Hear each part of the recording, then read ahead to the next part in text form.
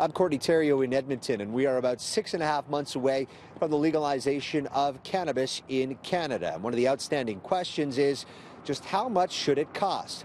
Well, this week, the federal finance minister laid out his vision for a potential sticker price. By saying that we expect that the taxation will be roughly $1 and or around 10%, we're obviously imputing about a price of $10 a gram. Canada's finance minister is coming to an agreement on a pot price this week, though they admit it isn't set in stone.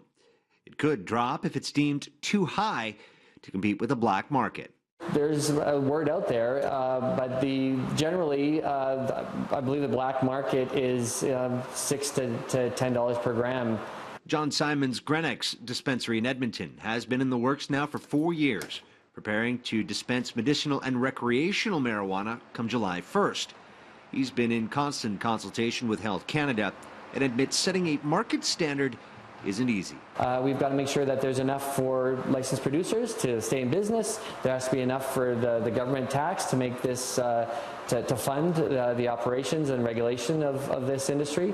And then it has to be fair for the consumer.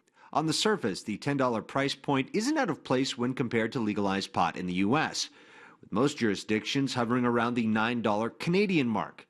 Globally, Canada appears to sit in the middle of the pack, trailing Uruguay, but proving a far greater value than in Japan. Not surprisingly, given the price and quality, other markets are already calling for Canadian cannabis. For example, Poland just legalized November 1st.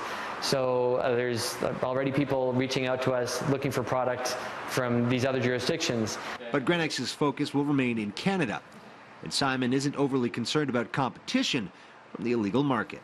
Moonshine, people aren't too willing to do it because there's some health risks involved with using a product that isn't regulated. ALCB liquor, it's a safer source, it's a trusted source, more consistent. Still, the $10 per gram suggestion only flies if it makes business sense. While the federal, provincial, and municipal governments insist they won't get rich off of cannabis, Simon says he expects a return sooner than later. There are a lot of unknown factors when a lot of assumptions that we make when we put those numbers together, but we're looking at probably 2 years before we can break even. For City News, I'm Courtney Terrio in Edmonton.